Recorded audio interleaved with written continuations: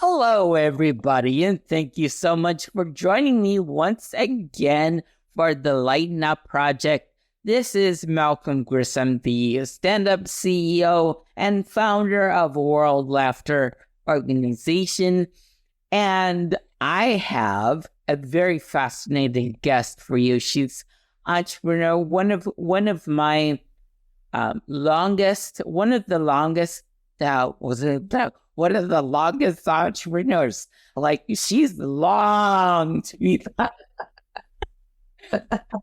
No, I've known her for a long time. She's an entrepreneur. She's a multi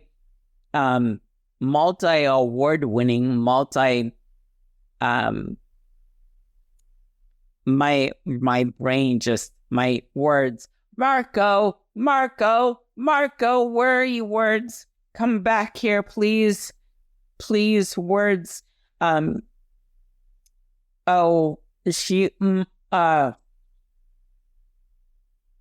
come to me right after I finish this pitch. But she is she is an author, international best-selling author, many times. Use the word many that are black.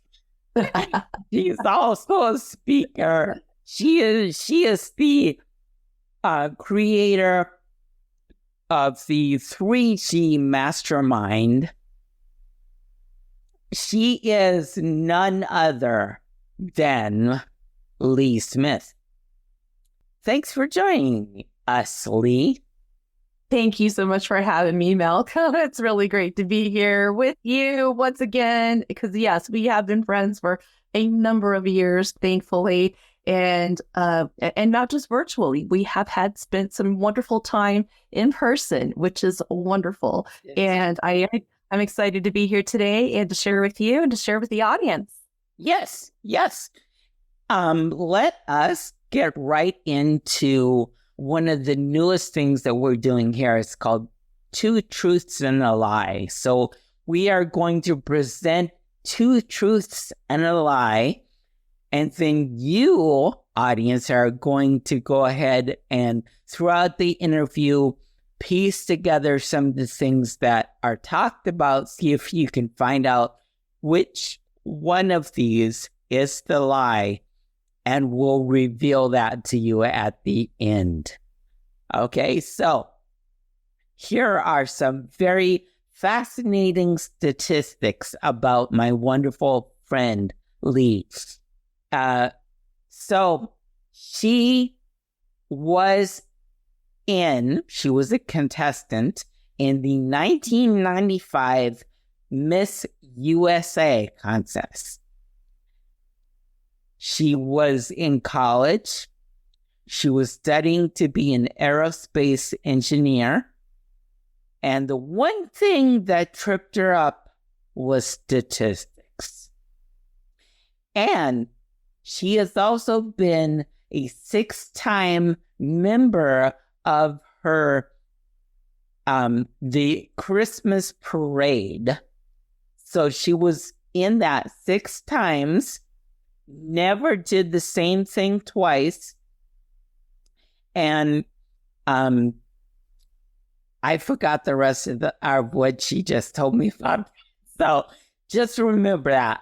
6-time member of the Christmas parade, aerospace engineer who couldn't do statistics, and 1995 Miss USA contestant. All right, Lee, would you mind joining me in 20 seconds of spontaneous laughter? Absolutely, let's do it. All right, I love that. All right, and let's go.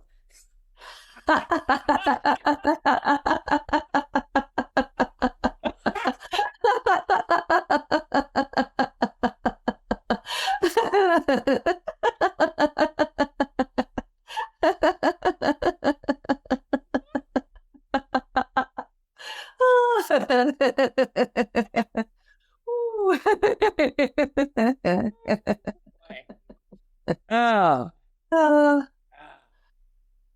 get those cheeks a workout. yes, yes, yes. Everybody saw how much weight I've gained because of my cheeks. Yeah. I love it. But it's fun. Yeah, it's fun. Lee, what is your relationship with laughter? My relationship with laughter. Yeah. Oh, I tell you, laughter has a really, really great time with me, Malcolm. And I have so many stories that I could share. Uh, like there's laughter around when I found out that I was pregnant with my daughter. There was laughter around the day that it was like 24 hours before she was coming into the world, and laughter played a part in that too. And laughter brought me out of my depression. I was in a two to 3 year depression, and it was laughter that took me out of it. When I really self-reflected, I'm like, oh, I down spiraled into that depression, and it was laughter that up spiraled me out of that. And then laughter saved my marriage. And so I would love to share in particular the story of how laughter helped my depression.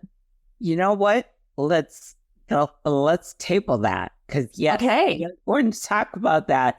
I'm also very curious to hear about how laughter saved your marriage.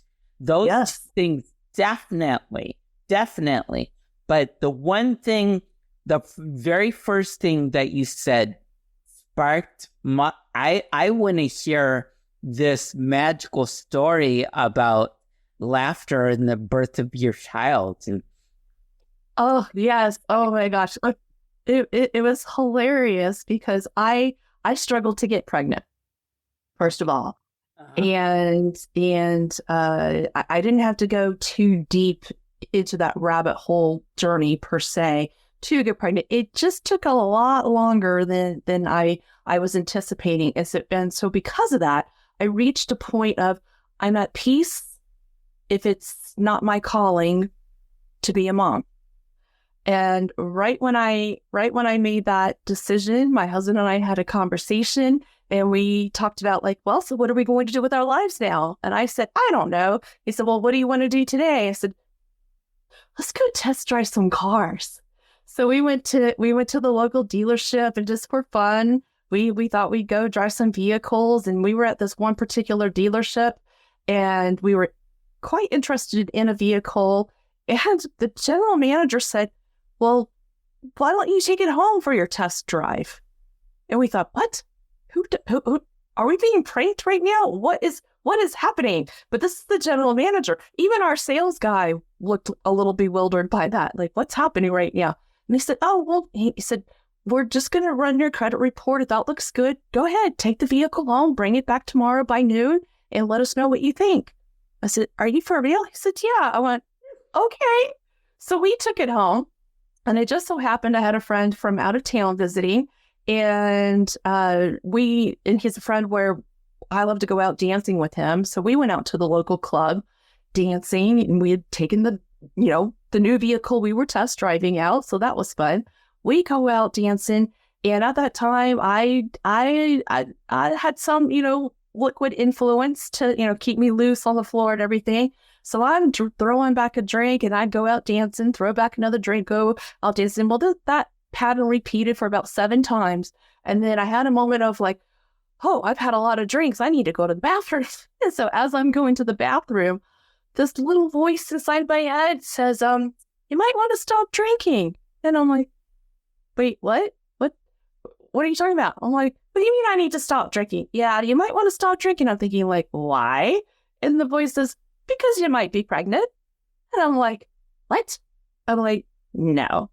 And then it was like, yeah, you might be pregnant. And I stopped for a second. I thought, wait, because women know their cycles, right? And I knew my cycle. I'm like, okay, oh, I guess it is that time. I'm like, But now I'm probably just running a few days late. I'm like, no. And I go to the bathroom, and I'm like, I'm going to stop drinking because it is really, really late, and I'm just going to switch to water. not because of that little voice inside my head. And I go back on the dance floor and I'm having water, and we get home very, very late at night. And I wake up in the morning and I'm going to the bathroom again because that's part of the morning routine, right? And that little voice comes back and it says, you might want to take a pregnancy test. And I said, no, I don't want to take a pregnancy test, because when I do, it comes back negative, and then I have this little bout of depression. I am not going through that. And the voice says, you might want to take that pregnancy test. And I'm like, no, pregnancy test, you know what? They cost money. And I don't have money to be tossing out towards pregnancy tests, especially if it's going to show up negative. The voice said, again, you might want to take the pregnancy test. I was like, it's like, I know you have one under the sink right now. I thought, okay, fine, if it will make you shut up, right? And I peed on the stick, and usually I pee on the stick, take my shower, come back out, see the results, right? Did not even have time to jump into the shower, Malcolm. It was positive right then and there. And I walk out of the bathroom, and I've got the test in my hand, and my husband wakes up and he says, are you pregnant? And I said, that's what this says. And I said, we really need to take that vehicle back to the dealership, because that's not going to happen. It was that laughter in my head, right? That did that. And sure enough, 9 months later, and I found out 2 weeks in that I was pregnant. So it was very early on for sure that I was pregnant into my pregnancy. And sort of 9 months later, I'm working in a doctor's office, and a long time ago, I was in a car accident. In part of the car accident, I messed my teeth up, so I have a partial that I wear. And this was December, and so December, working in doctor's offices, they give chocolates all over the place. And so we have this massive box of chocolates in the lounge, and I go to take a bite, and my partial breaks. And I was like, oh, I know what this means. And I come back to my desk, and I just kind of hear this little laughter in the back of my head again. And I'm like, oh, what are you doing to me now? And I take the partial out because it's broken and it won't stay in my mouth. And I thought, oh no. And I called a coworker over. She's like, what's going on? I said, look. She said, are you okay? I said, yeah, I'm fine. But I said, but you know what that means.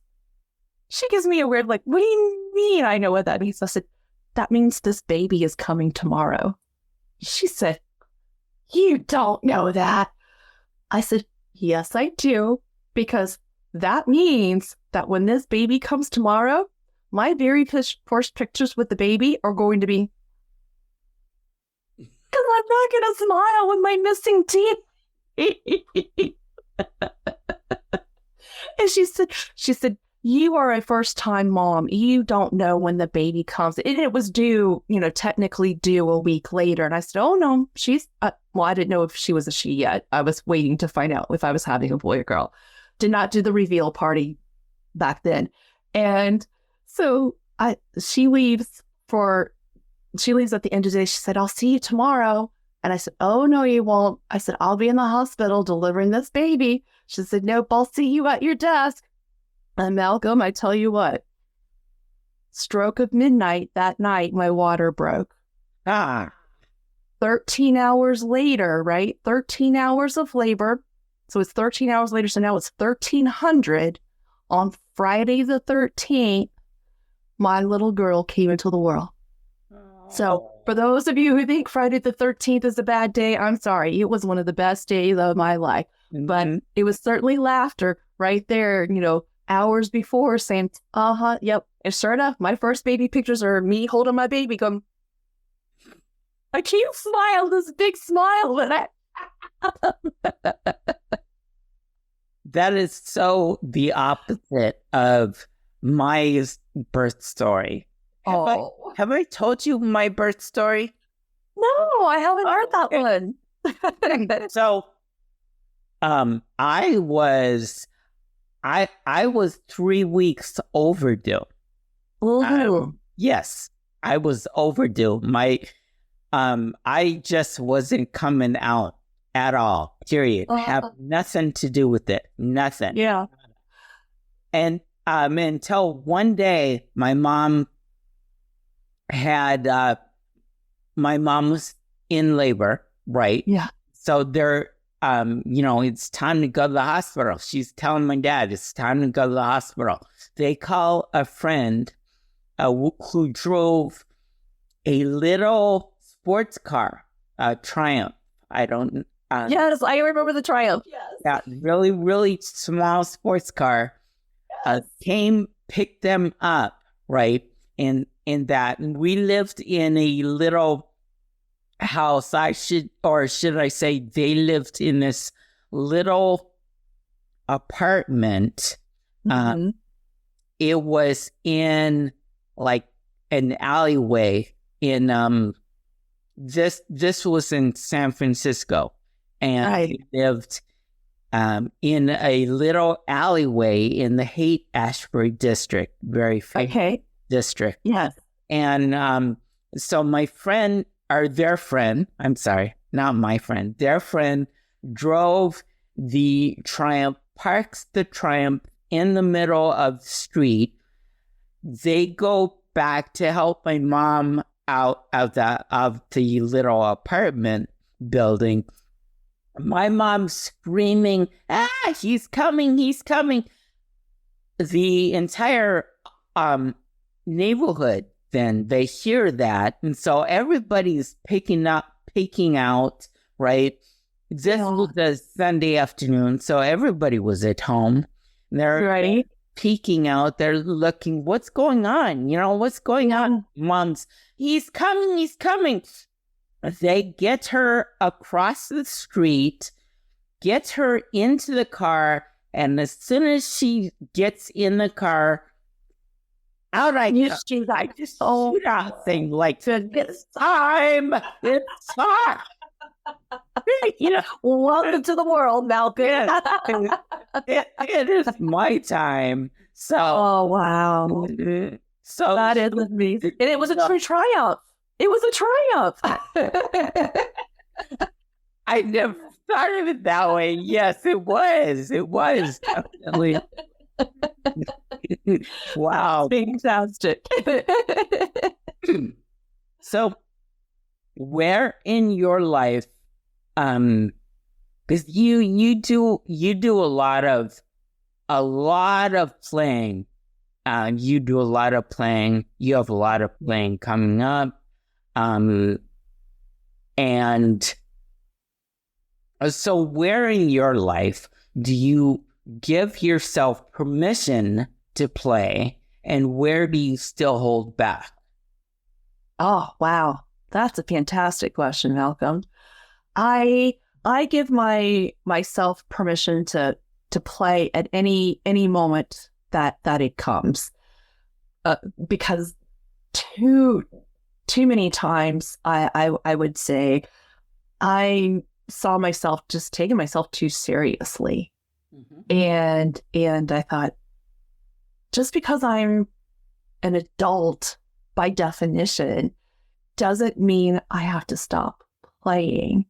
And I came across a book called The Power of Fun. And it was all of this research on play. And, why do we stop at children? And stop being childish. Stop being childish. And it's like, there's childlike and there's childish. And I love to be childlike. So when I wake up in the morning, play is part of my, if you call playing a game, like I play a game of dominoes. So that's a form of play for me, just to get my problem solving juices going. And then when I come into my office, like my work is play for me.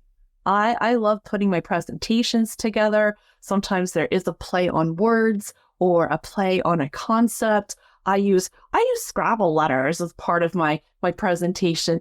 And so that's play for me. When I accomplish something, like when I get through a task, especially one where my brain is not wrapping around this. Why is it taking me so long to get it done? And then when I actually make progress, I'm like, forward progress. I will literally give myself a high five over my head. And because my office is upstairs and I have to go downstairs to get water, as I'm going down the stairs, I'm doing something silly. I'm either doing a dance down the stairs or I'm blowing my lips and doing something. It's a shaking it off in some way, or something silly along like that. And then when it comes to when my husband gets home, the task is, what can I do tonight to make him laugh?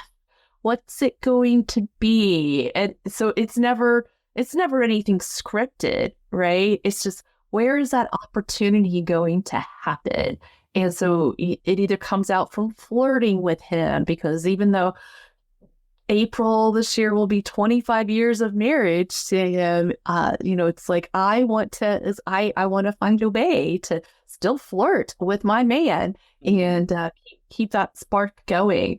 And again, sometimes I tend to have a very dry humor. So he might say something and my brain just plays with that and I'll say it, but I'll just drop it. Oh, did you see that? I'll say it like that and I'll just wait a moment. And then he'll say, wait, what?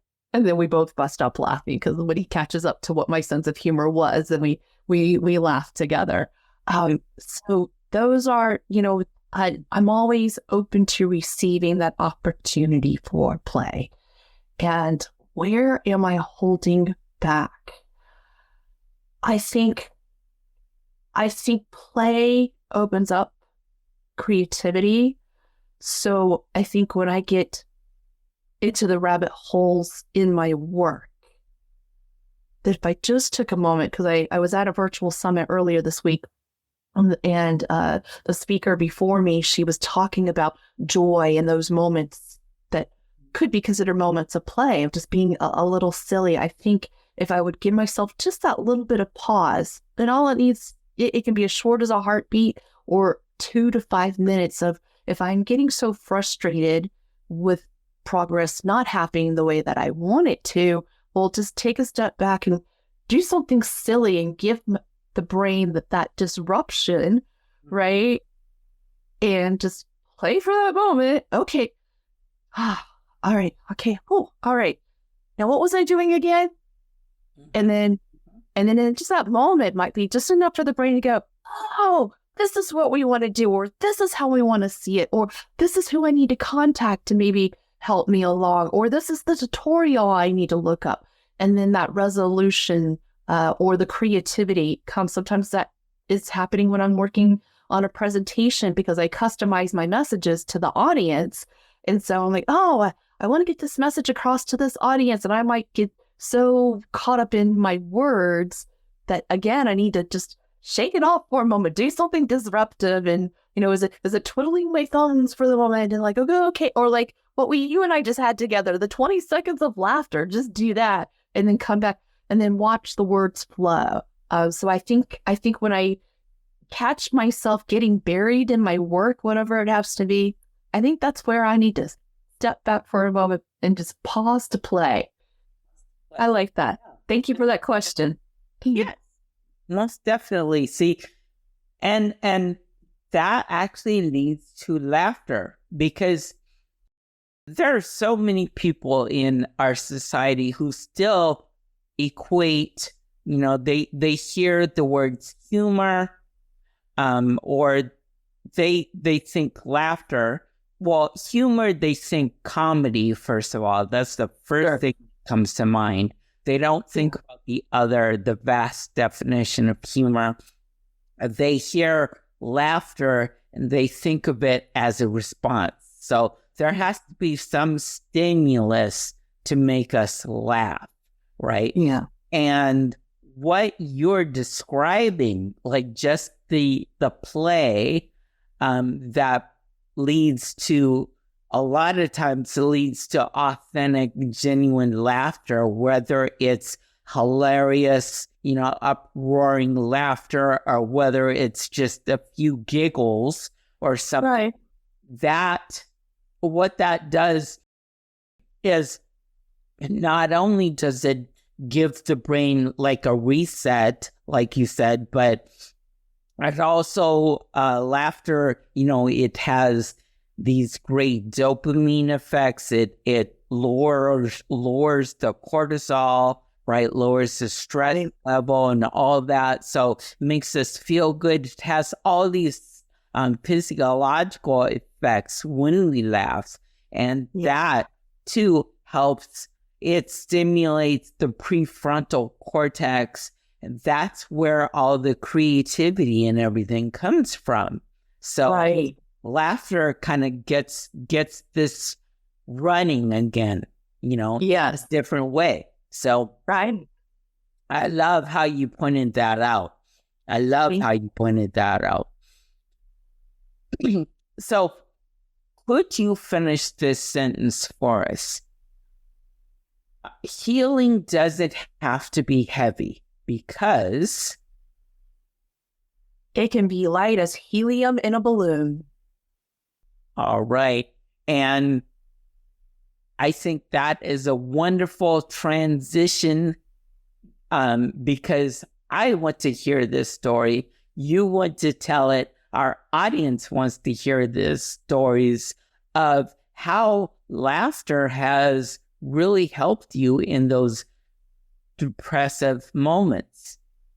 Yeah, thank you. This story it's such a crux in my journey, and it helps to plant a seed of hope for anyone who gets to listen to it. So I'm definitely grateful for the opportunity to share. And it begins almost 10 years ago. It just blows my mind that it's been that long now. 10 years ago, when I took a holiday with my family, and we were blessed with this incredible trip to Hawaii. We got to visit all 4 islands because we spent 23 days there. And that meant we had 22 amazing sunsets. And there was a particular sunset where I was looking out along the lava beach where we were standing, and my husband, whose passion for photography was in play, and he had the camera out and the lens. He's trying to crank it. It looks like the nose of Pinocchio from his face, and he's trying to get the light just right. And my young teenage daughter was at the time was in my arms, and we're looking over, and off to the side was my son, who was grown and out of the house at the time, but he was there with us with his girlfriend, and they were having a sweet moment. And looking out at this, what I call the golden orb, this glorious golden orb setting on the jewel sapphire horizon, and the breeze is just gently caressing our faces. And I'm standing there thinking, wow, I can't believe this is the kind of vacation I'm getting right now. I can't believe we've got these 4 islands, and I'm here with my family, and I'm thinking, this is so beautiful. I'm thinking, this is such a paradise. I'm thinking, I'm so immensely blessed. And I'm thinking, and then there was this moment, Malcolm, where I realized I'm only thinking as I'm observing everything.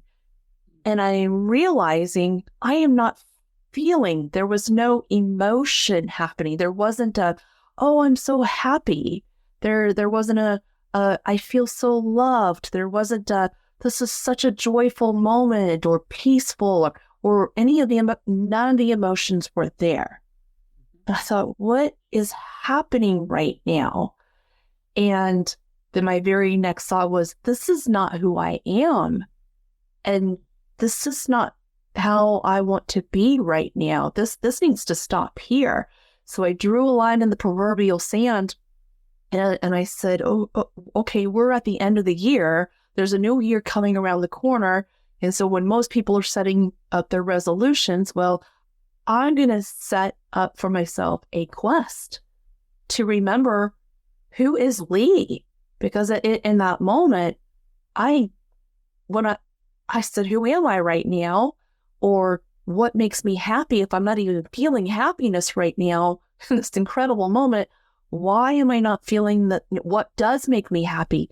And nothing came up. My mind was totally blank, and I was not okay with that. So we came back home stateside, and this is, before I left the beach that day, I also thought, well, if I have this new word and I'm going on this this new year and I'm going on this quest, I want a word to anchor me. I want to anchor this journey because I had heard of friends picking a word for the year and how that helped them. And I thought, well, I want to try that and see what happens. So I asked myself, what word do I want to choose? And the word that came to mind was laugh. And I thought, well, that's appropriate because I can't remember when was the last time I laughed. And so I came home with that new year and the word laugh. And I thought, well, I don't want laugh to just be a thought. How do I live the laughter? And admittedly, in that self-reflection, I realized I was in a massive depression. When I thought even deeper about it, I'm like, gosh, I've been here for 2 or 3 years, but because I like to be happy, I have masked it even from myself. It was so deep internally. But because I have that word laugh, laughter got me out of bed and moved me to the corner of the couch where I sat and watched reruns of Friends. I was a stay-at-home mom at that time, and so I watched reruns of Friends, and even though I've seen it 100 times over, know practically every line, all the scenes, what's coming up, it would still make me laugh. And I thought, okay, there's a little bit there. And then when I got a little bit more energy from that, there was a local comedy troupe who would put on improv shows every weekend, and they were doing it for only the first 3 months of the year. Well, that was perfect timing for me. So almost every weekend I was down front and center getting my laughter on. And then I was doing some networking for the work I was doing, and I knew the people who had an amazing sense of humor.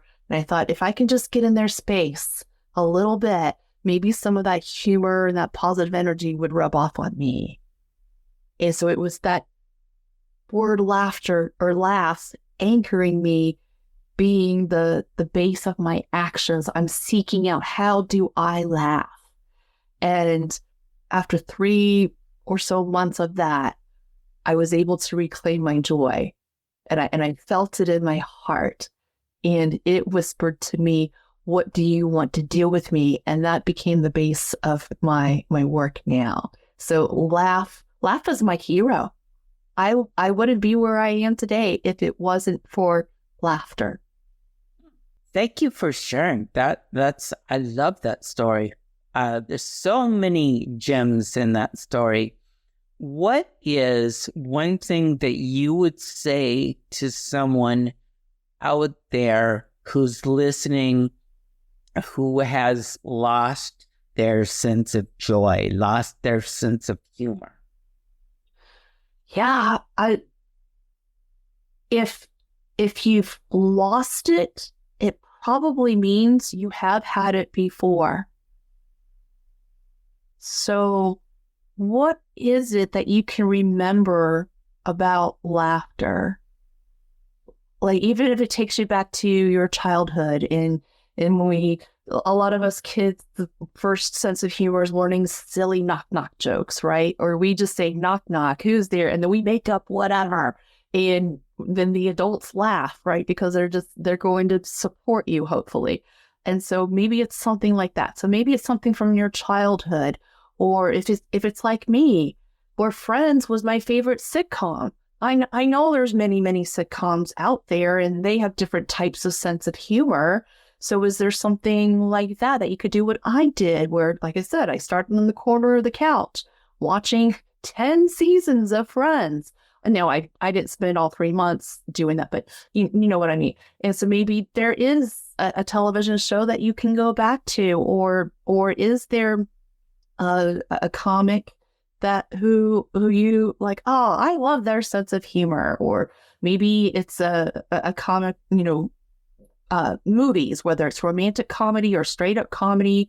Again, there's a whole genre of comedy there, things like that. What is it that you can recall, or think about a favorite memory of when you laughed, and maybe journal on that, or sit with that, where just take a time out for yourself and close your eyes and take a few deep breaths and put yourself back in that place where that laughter happened. And because if it's a feel good moment, remember that and then embody that. And then maybe ask yourself, how can that laughter show up for me today? And see what opens up. That's what I think I would do if somebody feels so lost, because I remember what that felt like. And I know what I did, but maybe, what I did isn't going to work for you. But I think if you can think about, well, do I know when was the last time I laughed, or I was in laughter, where was that? What was that moment? And get back to that place. Let that be a starting point for you. And then ask, how can that show up again? Even if it means it in a different way. And I hope that helps. Yeah. One of the gems that you just said, and again, you brought up so many gems just now, but one of them that I really attach to is if you laughed at one time, or if you had that humor, if you've lost it, then that means you had it somewhere to begin with. Yes. And that always brings me back to these people. There are certain people that would say, and I don't mean these people. I'm sorry. I didn't mean to say that. That was sounded a little offensive. But what I meant is people that say, I have no sense of humor. I can't tell jokes. I'm not funny, and that's the response. I have no sense of humor. Well, briefly, if you go back to episode 2 of season 1 of this show, I define humor and the vastness of humor, and play is part of humor. And everyone played at one point in their lives. Even Monk and that TV show, if y'all don't know the TV show Monk, yeah, okay. Adrian Monk, Tony Shalhoub played that. And their family portraits were always like this. Even Monk had some sense of play as a kid. Some sense, right, of, telling the knock-knock jokes. That was a perfect example of knock-knock jokes and just making something up. That was fun. Right. That's fun. That's a sense of play. That is a sense of humor. And so everyone did that. They have a sense. And so I love what you said is that find that, you had that at one point in your life. Yeah. Right. So you've lost that, but it's there. Just dig for it. Dig for it, because it's there. I love that so much. Thank you. Gosh, this is such a great conversation. I really want to hear the story about how laughter saved your marriage. Yes. Oh gosh. So part of that depression happened because there was a strain in my marriage at that time. And even when I found my joy again and remembered who I really am, and that my inner child loves public speaking, so this is what I get to take out into the world now, my marriage was still dying initially. And it was definitely very, very heartbreaking, because when I met my husband, we did not have romantic eyes for each other. We hit it off as friends, immediately formed a very deep friendship. and loved each other on that level, but had no romantic eyes. It wasn't until a full year later then something started triggering, and all of a sudden we were seeing each other in a different way, and we fell in love, and we got married, and we started off with a blended family because he had been married and had a son from his marriage before, and then together we eventually had our daughter. And so this family, and where I was a stay-at-home mom, stepmom, this marriage dynamic, trying to put it all together. Well, in this moment, I had lost respect for him. I lost the friendship that we had all those years. I didn't like him. I didn't love him. And I had reached this point of, it wasn't the numbness like I experienced on that shore of Hawaii, but there was an emptiness where I just felt like there's nothing there. So what do I do? And I think there was a part of me, well, certainly there was, because that's how things are still together now, that didn't want to end it. I'm not it's no longer working out, so yeah, I'm gonna head straight for divorce. Divorce was not a desire. It was just I don't know what to do with this. And so I was lost in that sense. I had found myself, but when it came to my marriage, I felt lost in that. And so when things were really just not working out between my husband and me, we opted in for couples therapy, and that really didn't go so well either. And then there reached this point in the year where we had a 10-day cruise booked. It was already on the books, already paid for. So there wasn't any canceling of it. And I thought, okay, let's just go on this cruise. And then when we get back from the cruise, maybe it is where it pull the plug. And so we travel over to New York, and we get on the ship.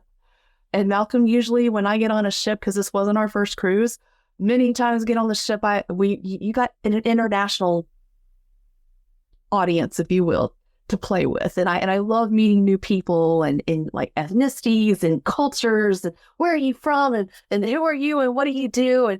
And I make friends with people when I go on a cruise. But this time I was dialed in on just Robert and me. And we were in our room getting ready to sail away. And whatever stuff I had, I threw it on the bed, and I said, Robert, these next 10 days, it is just you and me. We have no family, no responsibilities. And I know this is going to sound completely backwards to you, but I am not here to make friends. These next 10 days, it is just you and me. We are either going to make it or break it. And he just looked at me like, okay. And I wasn't quite sure what I was going to do with myself. I'm like, okay, what am I going to do the next 10 days? And in the first moment that I had to myself in the bathroom, I was leaning on the vanity, and I was staring at myself in the mirror, having a conversation with myself. All right, Lee, you've come this far. Here you are. And no, you're not looking for the easy way out. But if you really are going to throw in the towel, as they say, you got to be 100% honest right now. And you need to be absolutely sure that with every single cell of your body, by the way, there's 1 trillion cells in your body, right? Every single cell in your body that you, Lee, you gave this 100%, and it didn't work. And oh gosh, Malcolm, when I got that honest with myself, looking at myself eye to eye, I had it. And I had to own that. And then it was, okay, all right, what am I going to do? What am I going to do? And it was the third day in, before I finally said anything, now we had small talk. It wasn't like we were there in silence. We had small talk, but it wasn't until the third day that I was like, okay, I'm going to give him a piece of me. And all I could blurt out was one sentence. So I gave him the one sentence, and he just said, okay. Couldn't tell you what that sentence was. I just know that was the experience. But he just said, okay, which meant he just received it. He didn't refuse it. He didn't discount it. He didn't probe for more. And he certainly didn't rebuke or start up, a fight over it.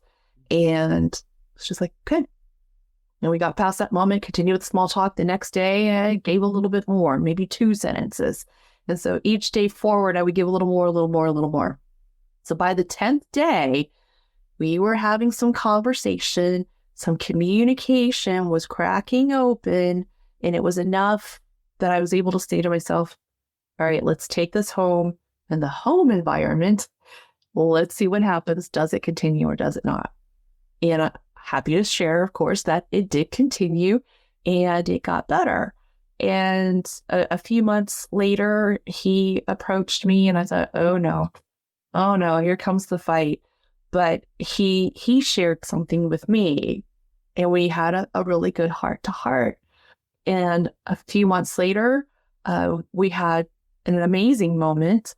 Is I was crying over the phone because I spent 4 days in this intense experience, and I just said to him, I said, I think I'm starting to have feelings for you, and right now it's appreciation, and that's all I could say. And he was like, okay. He's like, okay, great. And the next month was our anniversary, and I said, okay, I'm actually happy to celebrate our anniversary. And then we get to the end of the year. And I thought, oh my gosh, no, we've been going through this healing journey and it's been wonderful.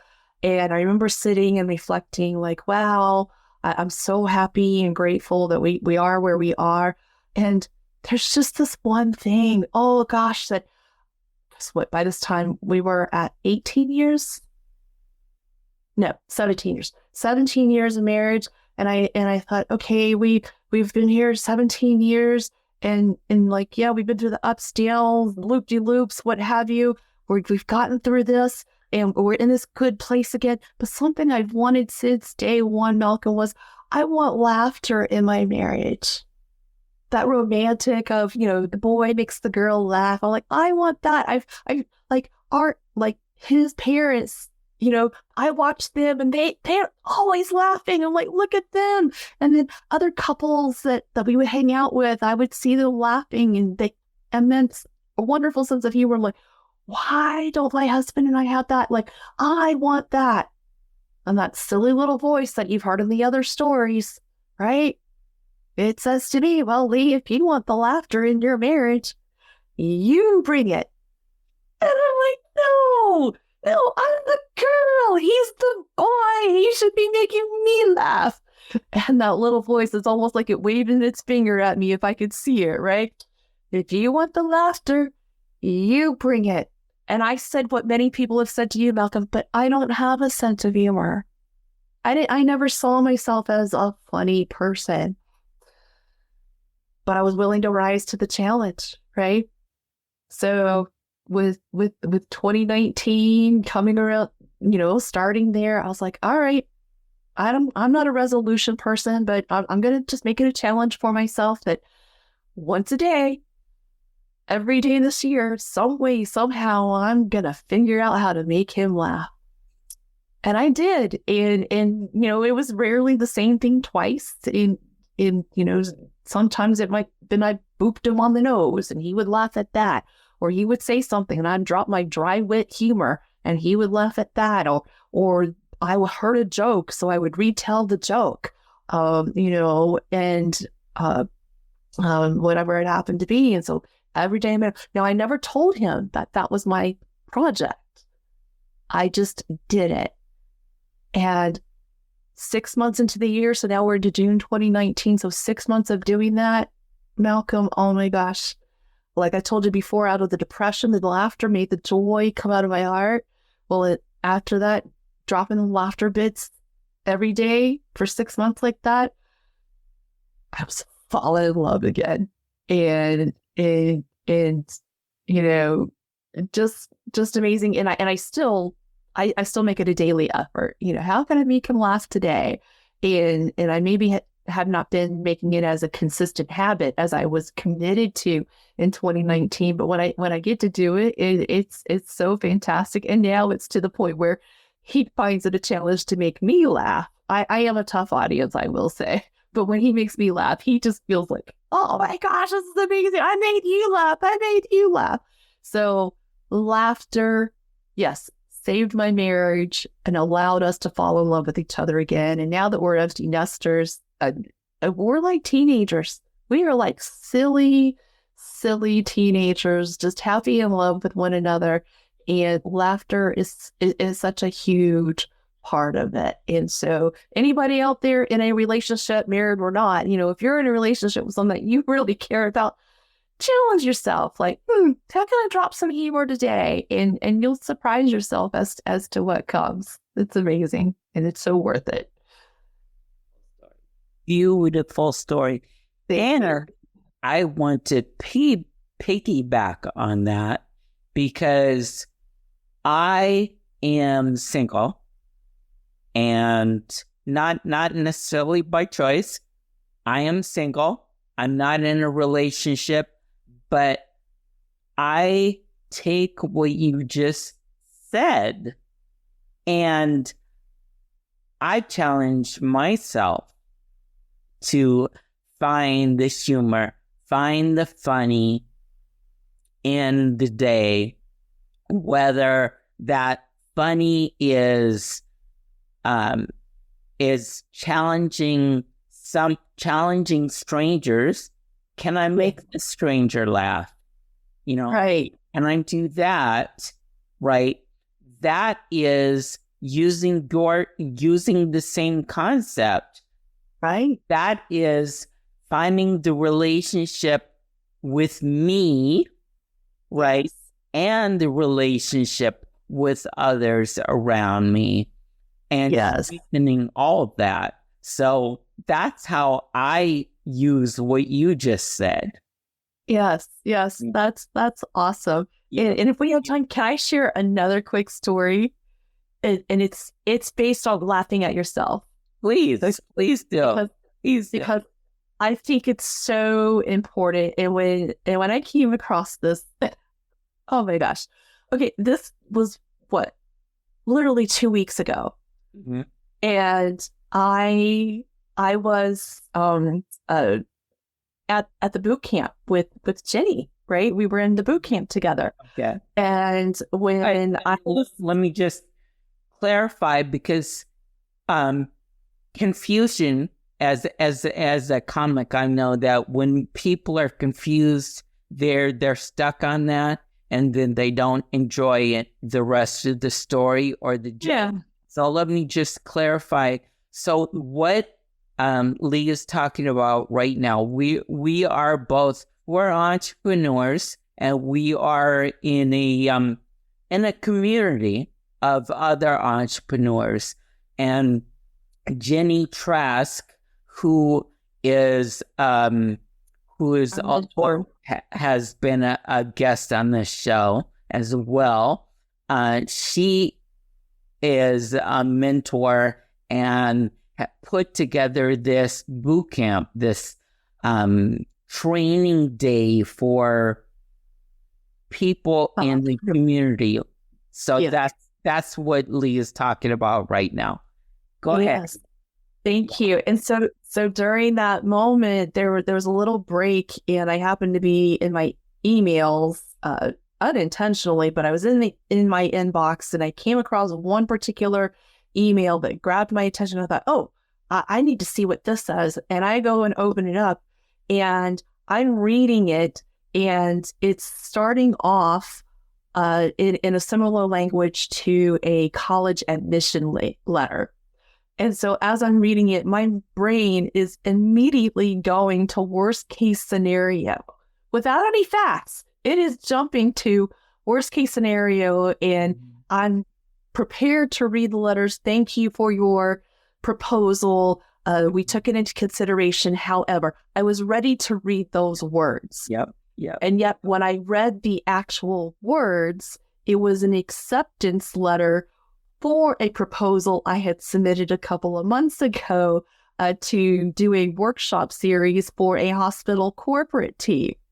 So the point of the story is, one, I set myself up to receive the negative, but because I didn't, I had to laugh at myself and be willing to do it. Like, look at me being silly, Miss Queen of self-talk here, positive self-talk, mind you. And yet in that moment, I was being negative on myself, and I was like, oh, caught you being human. And so having, where in your life can you observe an opportunity to laugh at yourself?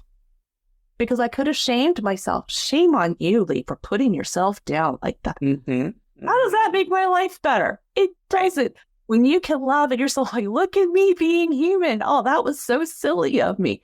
It's owning that, like, I felt what I felt, I thought what I thought, but it's okay. It's okay. And if I can laugh at that and make light of that, then it makes my day better. And it makes for a great story to share right here, right now. You know what? It makes everybody who you come in contact with that day, it makes their day better, because it's a domino effect. Right. It makes your day better. You do something nice for somebody and it makes their day better, and so on and so forth. Absolutely. So forth.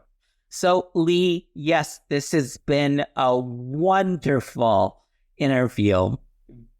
Full of gems, my goodness. But before we get to the two truths and a lie, I want to go back to our introduction. I introduced you as someone who runs the G3 mastermind. Yeah. Would you tell us a little bit about that? What is that? Yes, thank you for this opportunity. So the G3 mastermind is because I believe that you have 3 Gs, and that's genius, gifts, and greatness. And as a mindset and self-talk strategist, I help high-achieving women to move from reactor to bold creator in life by rewriting their self-talk. And I do that inside of my G3 Mastermind, which is an online community on the School platform. That's SKOOL. And there we get to come together in connection and collaboration. And I use my life coaching skills, my personal development skills, and my NLP practitioner skills to shift them from that being stuck in their self-talk that maybe is imprisoning them in imposter syndrome or procrastination or fear or doubt, hesitation. And so they're wondering, why am I not where I think I should be? And I get to help them take a look at themselves. And I do invite them to laugh at themselves too, because if I can laugh at myself, I believe anybody can laugh at themselves too. And to have that honest look and then question, what is the self-talk that's happening there? And if it is focused on the negative, let's reframe that so that we are hushing that inner critic and we're empowering that positive voice. Because many more times throughout my day, Malcolm, I'm hearing myself cheer myself on. You've got this. You can figure this out. It may take you a little bit longer than you want, but you will still get there. You're going to accomplish those goals. And then I celebrate, look at me waking up and showing up and serving the people that I want to serve. So the G3 Mastermind is that online community, again, for those women, not necessarily meaning to exclude men, because I have come across some men who maybe need it too. But right now my community is focused on the women, where we can really move them from that reactor to creator in life so they can own their power, they own their genius, their gifts, and their greatness that are unique to them. And this is what they get to take out in the world and do and shine. Great. And just so everyone knows, I have all this information, the school, how you can contact Lee, all of that. That's in our show notes. So just wanted to throw that out there so people didn't just ignore our show notes or say, what was that school? What? I didn't quite. It's all in the show notes. Lee, so we've got 3 things about you. One is 1995 contestant in the Miss USA contest, 6-time member in the Christmas parade, same parade, never repeated a role though, 6-time member, and then college studying to be aerospace engineer, couldn't get past statistics. Those are the 3 things. Please tell us which is the lie. I'm curious to know, which one do you think it is, Malcolm? Oh, well, let's see. I'm going to go with she's got this heady vibe about her. So I can see the aerospace engineer. And yes, you get stuck with something and give it up. So I could see that, especially doing what you do now with the 3G method and the mastermind. Definitely see that. So I'm going to go with that as a truth. I could see you doing something like be a contestant on a TV show. Smile, you're on candid camera. Shows you my age. But I'm going to go with the lie being 1995 Miss USA. That's my guess. Oh, well, Malcolm, you would be incorrect. The lie is the aerospace engineering.